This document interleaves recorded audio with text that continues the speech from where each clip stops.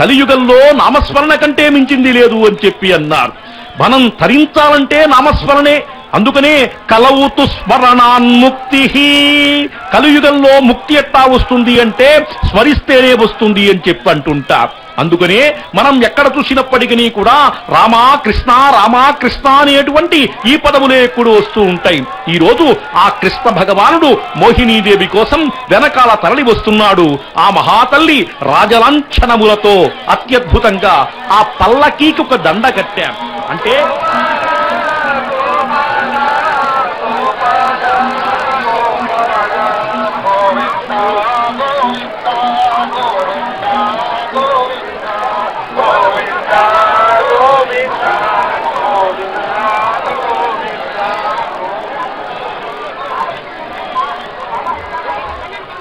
ఆ పల్లకి కుచ్చులతో చక్కగా బ్రహ్మాండయుక్తంగా ఉంది. దాన్ని మోసేటువంటి బోయిలదే పుణ్యం. ఇదే పరమపుణ్యం అంటే సామాన్యమైనటువంటిది కాదు. అందుకనే నామ సంకీర్తనం యస్యా సర్వపాప ప్రణాశనం ప్రణామో దుఃఖ శమనం తం నమామి హరిపరం పరాం. ఎక్కడైతే నామ సంకీర్తనం జరుగుతుందో అక్కడ ఏ పాపమున్నప్పటికీ కూడా పరిభ్రమిస్తుంది అని చెప్పి అన్నారు. పరితాపాన్ని పొందుతుంది, ఆ పాపం లేకుండా పోతుంది అని చెప్పన్నారు. ప్రణామో దుఃఖ శమనం. భగవంతుడికి మనస్ఫూర్తిగా ఒక్కసారి ప్రణామం చేస్తే దుఃఖం పోతుంది.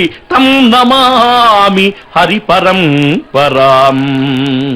ఒక చిన్నారి చక్కగా మోహినీ వేషంలో స్వామివారుంటే తదనుగుణంగా చేతిలో బిందె పెట్టుకుని చక్కగా అలంకరించుకుని తాను కూడా మోహిని అయి భ్రమిస్తూ ఇక్కడ రాక్షస గుణాలు కలిగినటువంటి వాళ్ళందరినీ కూడా మోహపరచూరం చేస్తుంది. ఇది కరెక్ట్ అయినటువంటి నిజమైనటువంటి ఆత్మానందం అంటే ఇదే. ఈ ఆత్మానందం మానవులకందరికీ కూడా కావాలి. ఆ ఆత్మానందం ఉన్నప్పుడే ఏదైనా చేయగలుగుతుంటాం. భామినీమణుల యొక్క నృత్యం విచిత్రాకృతిలో తలపాగా కట్టుకొని భేరీవాద్యముల యొక్క నడుమ పంచభేరీలను పంచవాద్యముల యొక్క నడుమ కదలి వస్తున్నాడు శ్రీనివాస పరబ్రహ్మ వెంకటకృష్ణ రూపంలో. ఇటుపక్క అటుపక్క ఛత్రలాంఛనములు, ఇటు రక్కగా ఎరుపోయినటువంటి రంగుతో, ఇటు పచ్చనైనటువంటి రంగుతో, ఇటుపక్క అటుపక్క కదలీ వివనలు. ఎందుకంటే కదలీ పత్రములు వీస్తున్నాయా, వింజామరులు వీస్తున్నాయా అన్నట్టుగా ఉంది స్వామివారికి. ఎండగా ఉంది కదా, అలసి సొలసినటువంటి స్వామి తన భార్య అయినటువంటి మోహినీదేవితో వస్తున్నాడు కాబట్టి ఎక్కడ అలసట కలుగుతుందో అనేటువంటి ఉద్దేశం చేత కదలి పత్రములు అటు ఇటు వీస్తూ స్వామివారికి వీవనలు చక్కగా సమర్పిస్తున్నాయి. అదుగో భామినీమణులు పూర్ణ కుంభాన్ని చేతిలో పట్టుకున్నారు, పూలు పట్టుకున్నారు, కుంకుమ పట్టుకున్నారు, మంగళ ద్రవ్యములు పట్టుకున్నారు. వారికి సలహా ఇస్తుంది ఒక పెద్ద ఆమె. వీరితో పాటు ఆ బ్రహ్మాండంగా ఈ ఉత్సవ యాత్ర విశేషంగా జరుగుతుంది అంతా కూడా. అతి రహస్యమైన హరిజన్మ కథనంబు మనుజుడెవ్వడేని మాపురేపు. చాలా భక్తితోడ చదివిన సంసార దుఃఖ రాశి బాసి తొలగిపోవు. సంసార దుఃఖాన్నించి బయటపడాలంటే అతి రహస్యమైనటువంటి హరిజన్మ వృత్తాంతాన్ని మనం గ్రహించాలి. అటువంటి హరిని కీర్తించాలి, హరినామ స్మరణ పలకాలి మనంతా కూడాను. అదుగో జీయరులు ద్రవిణ వేద పారాయణం చేస్తూ కూడా ముందు వస్తున్నారు. వాళ్ళంతా కూడా భగవన్మాయా విలాసాన్ని గ్రహించినటువంటి పరమతత్వ పురుషులు వారంతా కూడాను. ఆ మహానుభావుల యొక్క దివ్య దర్శనమే మనకు పుణ్యధామం. ఇటువంటి తిరుమలలోకి వస్తే ఆ విధంగా చక్కటి నామమును ధరించినటువంటి వారి యొక్క దుణ్యం, వారి యొక్క జన్మమే పుణ్యప్రదం. తిరుమలలో వైఖాన సాగమ ప్రోక్తంగా జరుగుతున్నటువంటివన్నీ కార్యక్రమాలు మనం చూస్తున్నాం. ఇదిగో భజన చక్కగా ఇటుపక్క హార్మనీ, అటుపక్క కంజర, ఇటుపక్క తాళంతో వామి గాయనీమణులంతా కూడా ఒళ్ళు మర్చి నృత్యం చేస్తున్నారు.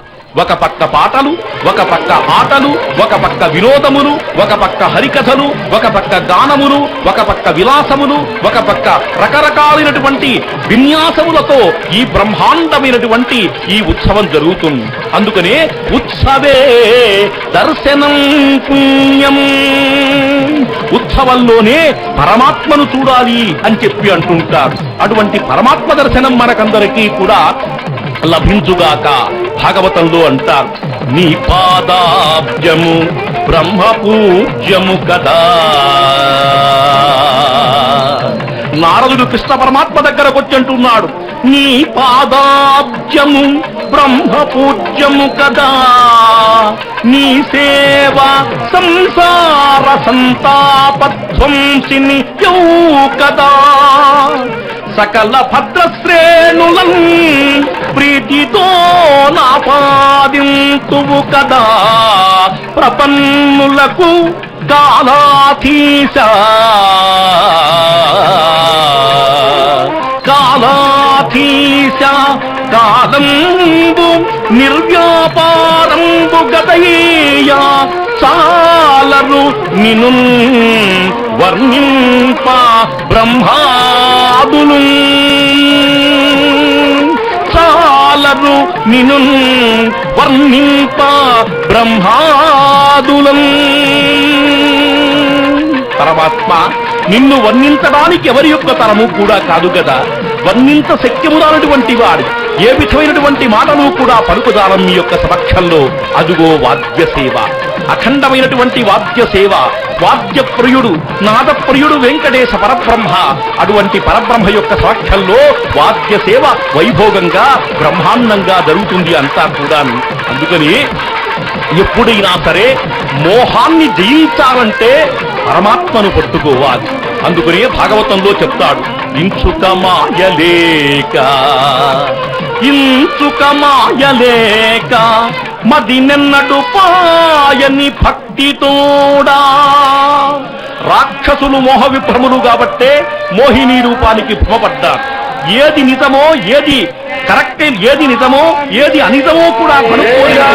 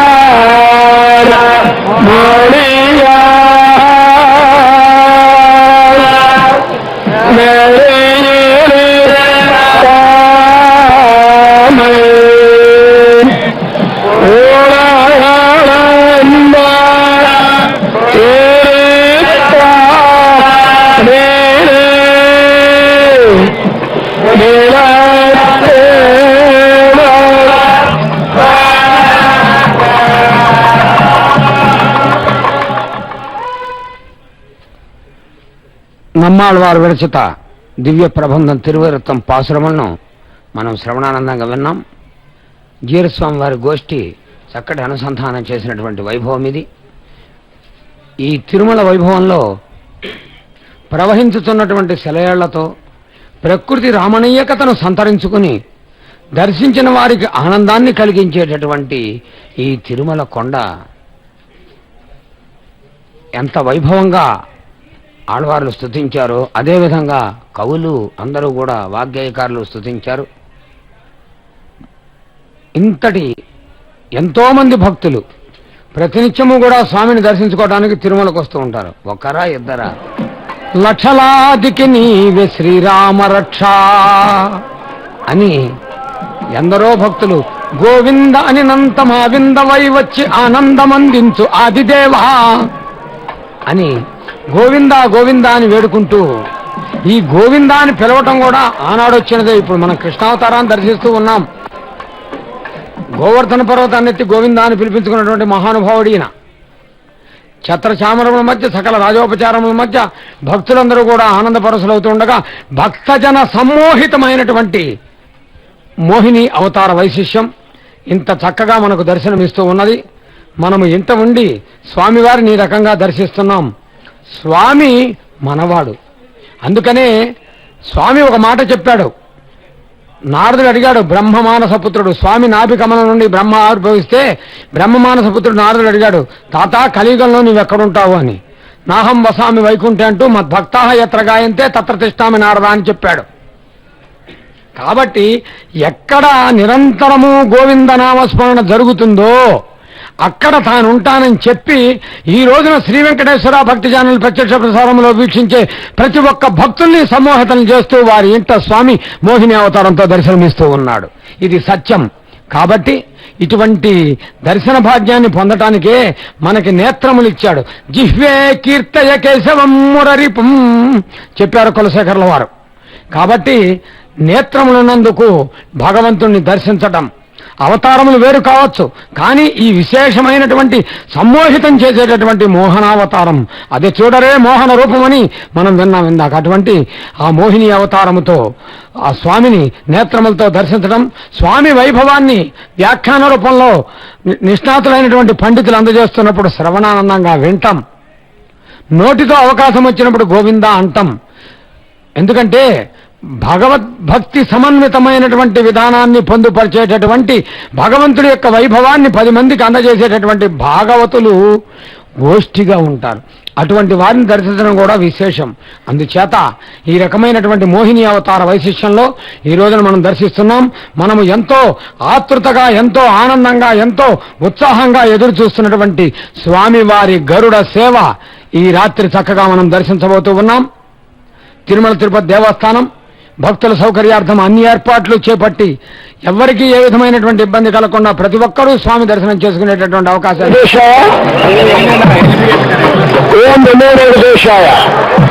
గరుడోత్సవ సందర్భంగా ఎంతో ఆహ్లాదంగా భక్తుల మధ్య సందడిగా ఓ పక్కనే ఎప్పుడు అందరూ తెలిసిన విషయమే ఈ బ్రహ్మోత్సవాల సందర్భంగా గరుడోత్సవం అనేది చాలా ప్రాధాన్యతానికి ఉన్నటువంటి కార్యక్రమం. గతంలో గరుడోత్సవానికి 5 లక్షల సుమారు వచ్చినట్టుగా మన అందరం భావించడం కాదు, మీడియా ద్వారా అందరికీ కూడా ఆమోదించబడినటువంటి వాస్తవాన్ని. అయితే దైవజంగా సేవ కొట్టుకుండగా అందరూ కూడా హాయిగా ఆ కార్యక్రమంలో భాగంగా భగవంతుని దర్శించుకుంటూ ఈ యొక్క ఊరేగింపుగా భగవంతుని యొక్క ఆ ఊరేగింపులో పాల్గొని ఎంతో ఆనందంతో కొనసాగేటువంటి కార్యక్రమం. మన అధికారులు గతంలో ఎంతో శ్రద్ధ తీసుకుని మోటార్ సైకిల్ లేకుండా బస్సులు అరేంజ్ చేసి ఎవరికి ఇబ్బంది లేకుండా ఏ ఒక్క అమాయకుడికి అన్యాయం జరిగినా అది మన బాధ్యత అవుతుందని పెద్ద మనసుతోటి వాళ్ళు తాత్కాలికంగా కొంచెం ఇబ్బంది అయినప్పటికీ కూడా బస్సులు అరేంజ్ చేసి అపీల్ చేస్తే ఇమీడియట్ గా ప్రెస్ వాళ్ళు కానీ స్థానికులు కానీ కొద్దిగా ఏంటి కొత్త పద్ధతులు అన్నప్పటికీ వాళ్ళందరూ కూడా పెద్ద మనసుతో ఆమోదించారు. చక్కగా కార్యక్రమం జరిగిందని ఇవాళ సాంప్రదాయం అయిపోయింది. ఇవాళ మోటార్ సైకిళ్ళన్నీ అక్కడే పెట్టేస్తున్నారు. అక్కడే మధ్యకి అతి సావరిస్తూ ఉన్నాం స్టాండ్ దగ్గరే. వచ్చేటువంటి అలిపిరి ఆనాడు కింద సంవత్సరం 51,000 మంది అలిపిరి శ్రీవారి మెట్టు గారు ఎక్కినట్టుగా మనకి రికార్డు ఉంది. ఈనాడు ఎంతో ఒక రోజు ముందే 40,000 మంది నిన్నే పెట్టి పైకి వచ్చేసారు. ఇవాళ 70,000 లక్ష మంది వచ్చే అవకాశం కనపడుతుంది. ఎంతమంది వచ్చినా భగవంతుడి చెబుతా ఏ లోటు లేదు. అందరికీ ఉన్న ఆందోళన ఒకటే ఉంది.